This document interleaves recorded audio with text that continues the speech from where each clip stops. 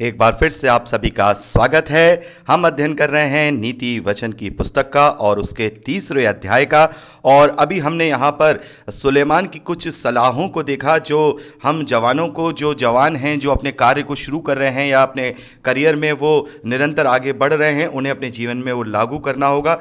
और इन्हें अपने जब जीवन में वो लागू करेंगे, वो जवान, वो लोग जब इन बातों को, इन बुद्धि की बातों को अपने जीवन में लागू करेंगे, उस बुद्धि को लेकर के अपने जीवन में चलते रहेंगे, तो उसके बदले में यहाँ 4 प्रकार की भौतिक आशीषों के विषय में यहाँ सुलेमान ने चर्चा की है। यानी ये 4 प्रकार की भौतिक आशीषों ने निरंतर परमेश्वर यहाँ उन्हें प्रोवाइड करता रहेगा। यहाँ देखिए, पहली बात हम पढ़ते हैं चौथे वचन में।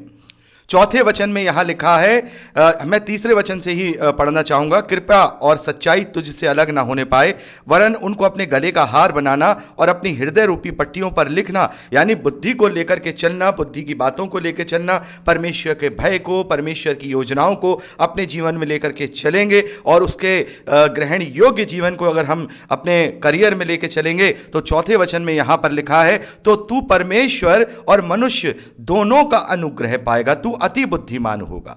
मेरे प्यारे बहनों, यहां पर जो अनुग्रह है, आप अनुग्रह को, जो उसका जो सही मायना होता है इंग्लिश में, अनुग्रह को हम ग्रेस कहते हैं, लेकिन यहां पर यह वो वाला ग्रेस वाला अनुग्रह नहीं है। यह ग्रेस वाला अनुग्रह नहीं है यहां, क्योंकि मनुष्य और परमेश्वर दोनों की बात हुई है। तो यह फेवर वाला अनुग्रह है। फेवर वाला मतलब हमेशा सबका फेवर मिलेगा, आप सबके फेवरेट रहेंगे, परमेश्वर की भी फेवरेट रहेंगे और मनुष्यों की भी फेवरेट रहेंगे। मनुष्यों का भी फेवर पाएंगे, परमेश्वर का तो पाएंगे ही पाएंगे, क्योंकि परमेश्वर के रास्ते पर कहे अनुसार जो हम अपने कार्यों को कर रहे हैं। तो यहां सबसे पहली जो आशीष हम देखते हैं वो ये है कि यदि हम अपने जीवन को इस तरीके से जिएंगे, तो ना केवल परमेश्वर का फेवर पाएंगे, बल्कि हम मनुष्यों का भी फेवर पाएंगे। मेरे प्यारे बहनों, यदि हम भलाई करेंगे, यदि हम संतुष्ट रहेंगे, यदि हमारे अंदर कोई लालच नहीं होगा, यदि हम अपनी संपत्ति का, अपनी उपज का हम जो हिस्सा है वो परमेश्वर को देंगे और हर बात में परमेश्वर को अपना पहला मान करके अपने कार्यों को, अपने बिजनेस को, अपने जॉब को करेंगे, तो नेचुरल है जब हमारे अंदर वो प्रेम, दीनता और निष्ठा, ईमानदारी पाई जाएगी, तो हम अपने ऑफिस में भी क्या होंगे, अपने बॉस का, अपने वहां जो हमारे कलीग्स हैं उनका फेवर पाएंगे, हम फेवरेट होंगे उनके। वहां पर वो कहेंगे कि नहीं भाई, वो बंदा जो है उसी को इस काम को दिया जाए, वो भाई वो बहुत बढ़िया है, ईमानदारी से करता है, निष्ठा के साथ करता है। क्योंकि जब हम क्या करेंगे, जब हम परमेश्वर की बुद्धि के, परमेश्वर के भय के साथ, उस बुद्धि के साथ उस कार्य को करेंगे, तो ईमानदारी से भी करेंगे, निष्ठा के साथ भी करेंगे, बिना लालच के करेंगे और अपना संपूर्ण 100% उस कार्य को देंगे, तब हम परमेश्वर का तो फेवर पाएंगे ही, अपने कलीग्स का और अपने लोगों का, मनुष्यों का भी वहां फेवर पाएंगे। ना केवल अपने ऑफिस में, बल्कि अपने पड़ोसियों में, अपने रिश्तेदारों में, हर जगह हम उस बात का फेवर पाएंगे। तो यह भी हमारे लिए एक भौतिक आशीष है और ये उन तमाम रुपयों, पैसों से, उन तमाम जो आडंबर की चीजें हैं जिनसे हमारा अभिलाषाएं बढ़ती हैं, उनसे बहुत अच्छी हैं। इनसे बहुत आनंद होता है कि जब हम जानते हैं, हम मनुष्य, इन बातों को हम डिनाई नहीं कर सकते हैं। जब कोई हमारी तारीफ करता है या जब कोई हमें अच्छा कहता है, तो हमें अंदर से खुशी होती है। ऐसा कोई व्यक्ति नहीं है जिसे अंदर से अपनी तारीफ सुनकर बुरा लगता हो, ये नेचुरल है। तो यहां हमें ये पहली बात हम देखते हैं कि यदि हम परमेश्वर के भय को, बुद्धि को लेकर के चलेंगे, तो हम परमेश्वर का भी फेवर पाएंगे और मनुष्यों का भी फेवर पाएंगे। तो दूसरी बात यहां मेरे प्यारे भाई बहनों, यहां पर हम देखते हैं 16वें वचन में। 16वें वचन में यह लिखा है कि उसके दाहिने हाथ में दीर्घायु और उसके बाएं हाथ में धन और महिमा है। तो मेरे प्यारे भाई बहनों, यदि हम बुद्धि के साथ, परमेश्वर के डर के साथ, भय के साथ अपने जीवन को जिएंगे, तो अपने जीवन को हम एक अच्छे जीवन को जी करके, अपने इस धरती पर एक अच्छे संतुष्टि वाले जीवन को जी करके जाएंगे। वो बात अलग है कि हमारे जीवन में ताड़ना आ जाए या हमारे जीवन में परीक्षाएं आ जाए, तो हमें निराश नहीं होना है, हमें डरना नहीं है। वो भी परमेश्वर का प्रेम है जो हमें हमारे जीवन में आ रहा है। हो सकता है जैसे अभी हमने पढ़ा, ताड़ना, उसकी डांट 11वें और 12वें वचन में वो आ रही है, तो भी वो हमारे लिए बहुत आनंद का विषय है कि परमेश्वर ने अभी हमें छोड़ा नहीं। और कभी कभी परीक्षाएं भी आती हैं, ऐसा नहीं है हमारे जीवन में परीक्षाएं नहीं आती, परीक्षाएं आती हैं, विपत्ति सब पे आती हैं। ऐसा नहीं है कि हम अगर बुद्धि के साथ अपने जीवन में चल रहे हैं तो हमारे जीवन में कभी कोई तकलीफ नहीं आएगी, बीमारी नहीं आएगी या हमें प्रॉब्लम नहीं आएगी। आएगी, जो दाऊद हैं वो ये कहते हैं कि धर्मी जन पर विपत्ति पड़ती तो है, लेकिन जब वो अपने धीरज को प्रकट करता है तो परमेश्वर अपने धर्ममय दाहिने हाथ को बढ़ाकर उसको सब विपत्तियों से निकाल लेता है। तो जरूरत है जब वो जांच रहा है, जरूरत है जब वो डांट रहा है, क्योंकि दोनों बातें वो करेगा, वो डांटेगा भी और वो जांचेगा भी। डांटेगा कब? जब हम उसकी जो बुद्धि है, जो उसने हमें बुद्धि दी है, उसको छोड़, परमेश्वर को छोड़ शैतान की बातों की तरफ लगने की कोशिश करने लगेंगे तो वो डांटेगा भी। और जांचेगा कब? जब हम बिल्कुल खुशहाल अपना जीवन जी रहे हैं, बहुत अच्छा जीवन जी रहे हैं, विश्वास में प्रबल हैं, कोई गलती नहीं कर रहे हैं, तब वो जांचेगा भी, हमें परीक्षा में भी डालेगा कि देखूं अगर मैं इससे सब कुछ ले लेता हूं तो कहीं ये कुड़कुड़ाता तो नहीं, इसको मैं एक बार डाउन कर देता हूं तो कहीं ये कुड़कुड़ाता तो नहीं। तो हमें डाउन होने पर भी क्या करना है? कुड़कुड़ाना नहीं है, अपने जीवन में कुड़कुड़ाना नहीं है। बेशक ये जो 16वां वचन है हमारे जीवन में लागू होगा, वो हमें वो दीर्घायु देगा, वो हमें हाथ में धन और महिमा सब चीज से वो हमें आशीषित करेगा, लेकिन हमें वो जांचेगा भी, हमें वो जांचेगा भी। तो हर एक हाल में, क्योंकि यदि हम फेल हो गए तो फिर फेल ही है, हमें किसी रीति से फेल नहीं होना, ना डांट में फेल होना है, ना जांच में फेल होना है, ना ही ताड़ना में फेल होना है, ना ही टेस्टिंग में, ना ही एग्जाम में फेल होना है। तो हमें ये चौथी दूसरी जो आशीष है वो हमारे जीवन में रहेगी, और परमेश्वर हमें जांच कर जब वो हमें परख लेगा तो फिर से वो हमें, जैसे हमने जो अय्यूब की जो हमने कहानी पढ़ी है, अय्यूब की पुस्तक को पढ़ा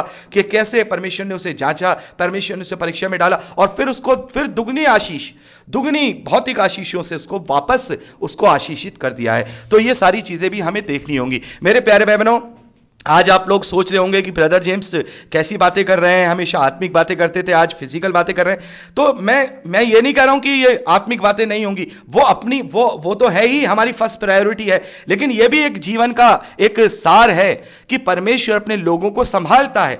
ऐसा नहीं है वो नहीं देता, लेकिन हम लोगों ने क्या कर लिया है? हम लोगों ने केवल इन्हीं को पहला स्थान दे दिया है। ये तो मैं हमेशा कहता हूं ये तो कॉम्प्लीमेंट्री है, मेन कोर्स तो परमेश्वर के स्वर्गीय आशीषें हैं, लेकिन ये भी मिलती हैं। प्रभु ने तो कहा है ना, पहले उसके धर्म और राज की खोज करो, तमाम धरती की आवश्यक वस्तुएं जिनके पीछे ये गैर जो अविश्वासी हैं वो भागते रहते हैं, तुम्हें वैसे ही मिल जाएंगी। तो हमें इनके पीछे भागना नहीं है। यहां पर भी सलाह हमें यही सुलेमान ने दी है कि परमेश्वर जब तुम्हें दे तो पागल मत हो जाना, दीवाने मत हो जाना, एकदम तुम्हारी बुद्धि भ्रष्ट ना हो जाए जैसे बहुतों की हो जाती है। जरा सा जेब में पैसा आया नहीं कि बस अपने आप को उड़ने लगे वो काऊ की तरह, ऐसा नहीं होना है। प्रायोरिटी परमेश्वर के धर्म और राज को देनी है, क्योंकि सच्चाई और ईमानदारी से कार्य करने में हमें केवल हमारा अच्छा जीवन तो मिलेगा, लेकिन हमें भयवत्ता नहीं मिलेगी। बड़े ध्यान से सुन लीजिएगा, भयवत्ता नहीं मिलेगी। लेकिन ये सब चीजें हमें इसलिए चाहिए क्योंकि हम अपने जीवन में परमेश्वर की धन्यवादी के साथ अपने जीवन को जिए, ना कि इसलिए चाहिए कि केवल हमें यही चाहिए, ये नहीं चाहिए। ये हो तो भी बहुत अच्छी बात है, ये ना हो तो उससे भी अच्छी बात है कि हम परमेश्वर का वो अनंत जीवन पाएंगे। तो वो पहली प्रायोरिटी है, उसे तो अपने जीवन में लेकर रखना है, पकड़ के रखना है, वही मेन है, मेन कोर्स वही है। लेकिन कॉम्प्लीमेंट्री भी हमें जीने के लिए आवश्यक है, जो परमेश्वर ने हमारे आदम के उत्पत्ति से पहले, आदम को रचने से पहले परमेश्वर ने हमारे लिए रख दी थी, उसने हमारे लिए पहले ही बना दी थी। तो ये भी आवश्यक वस्तुएं हैं, लेकिन इन वस्तुओं के पीछे पागल नहीं होना, इन वस्तुओं के पीछे अपनी महत्वाकांक्षाओं को नहीं बढ़ाना। जैसे अभी हमने बात की कि यदि हमारा काम चल रहा है कि अब हमें जरूरत नहीं है 4 व्हीलर की, लेकिन फिर भी हम 4 व्हीलर के पीछे पड़े हुए हैं। 4 व्हीलर लेनी है, 4 व्हीलर क्यों लेनी है? अगर जरूरत होगी, आपका परिवार बड़ा हो गया तो परमेश्वर ये देखेगा कि भाई आने जाने में दिक्कत है, तो फिर वो सारी योजनाएं आपके लिए करेगा। तो फिर करने अपनी तरफ से महत्वाकांक्षा बनाने की क्या जरूरत है कि हमें ये करनी। बहुत सारों को तो मैंने ये देखा है 4 व्हीलर लेंगे तो मैं कई बार देखता हूं बात करते हैं लोग कि भाई 4 व्हीलर लेना है तो छोटी गाड़ी नहीं लेंगे भैया, बड़ी गाड़ी लेंगे। भाई बड़ी गाड़ी क्यों लोगे? उसके अंदर 20 आदमी आ जाएंगे क्या? उसमें भी तो 4 आएंगे, उसमें भी 4 आएंगे, उसमें भी 5 आएंगे। माइलेज बल्कि उसका अच्छा है, जो कम सस्ती गाड़ी है उसका माइलेज 22-23 का होगा। बड़ी गाड़ी खरीदेंगे 12-13 का माइलेज होगा, बेकार के एक्सपेंस बढ़ेंगे। तो ये सब चीजें क्या है? शैतान की चीजें हैं, ये परमेश्वर नहीं देता है, ये परमेश्वर नहीं देता है। परमेश्वर भयवत्ता और फिजूल खर्ची नहीं देता है, ये शैतान देता है। जहां पर हम अपने कपड़े अगर 1000 रुपए में बना सकते हैं, सीधे सादे अच्छे जो दिखने वाले कपड़े हैं, उन्हीं कपड़ों को फिर जो भयवत्ता वाले लोग हैं वो 20-20 हजार में खरीदते हैं। परमेश्वर ये नहीं देता है, परमेश्वर ये नहीं देता है। जो लोग घर में आराम से रोटी खा सकते हैं और अपना कभी मन हुआ तो कभी बाहर चले गए, कभी कभार तो अच्छे किसी बढ़िया चले गए, वो कर सकता है परमेश्वर। लेकिन हम क्या कर रहे हैं? घर में जो है तमाम तरीके के पकवान बना रहे हैं, 4 रोटी खा रहे हैं, बाकी जो है बाहर फेंकी जा रही कूड़ेदान में, और या बड़े बड़े 5 स्टार होटल में जा रहे हैं, 10 रुपए की रोटी 500 रुपए की खा रहे हैं। यह परमेश्वर नहीं देता है, यह परमेश्वर नहीं देता। परमेश्वर संतुष्टि वाला जीवन देता है, इज्जत वाला जीवन देता है। परमेश्वर आपको आनंद वाला जीवन देता है, यह भैभवता वाला जीवन नहीं देता है। तो हमें इन सबसे बचना होगा। तो ये भौतिक बातें तो हैं, लेकिन फिर भी इन्हें हमें आत्मिक बातों से ही जोड़ के अपने जीवन में रखना है। तो दूसरी बात अभी हमने देखी कि हम अपने जीवन को अच्छी तरीके से बिताने पाएंगे, हमें किसी भी प्रकार की कोई कमी घटी नहीं होनी पाएगी। कई बार इस 16वें वचन को मेरे प्यारे भाई बहनों धन से लेकर के जोड़ देते हैं कि धनवान हो जाओगे, धनवान नहीं होगे। यहां पे धन का मतलब यह है कि हम बुद्धि को पकड़े रहेंगे तो हमें ना तो कभी किसी चीज की कमी होगी, किसी आवश्यकता की कमी होगी, और ना ही हमारे जीवन में कोई इस तरीके का आएगा तो विपत्ति, लेकिन वो हमें छुड़ा लेगा और हम अपने जीवन में सहजता के साथ अपने जीवन को जीने पाएंगे। तो ये दूसरी आशीष हम यहां देखते हैं। तीसरी बात हम यहां पर देखते हैं 21वें वचन से लेकर के जो आगे 24वें वचन तक, 25वें वचन तक, हे मेरे पुत्र, ये बातें तेरी दृष्टि की ओट में ना होने पाए, यानी कि तेरी दृष्टि की ओट में, यानी तेरी आंखों में छुपने पाए। जैसे हम अपनी आंखों को ओट लगा लेते हैं ना, सूरज को देखते हैं तो आंख छुपा लेते हैं, तो ऐसे हमें इन बातों से आंखें नहीं चुरानी है, इन बातों को अपने जीवन में लेना है। खरी बुद्धि और विवेक की रक्षा कर, तब इनसे तुझे जीवन मिलेगा और ये तेरे गले का हार बनेंगे। तू अपने मार्ग पर निडर चलेगा, तेरे पांव में ठेस न लगेगी। जब तू लेटेगा तब भय न खाएगा, जब तू लेटेगा तब सुख की नींद आएगी। अचानक आने वाले भय से न डरेगा, और जब दुष्ट पर विपत्ति आ पड़े तब न घबराना। तो यहां पर हम क्या देख रहे हैं? हम क्या देख रहे हैं? यहां पर हम देख रहे हैं कि वो अच्छी नींद सोएगा।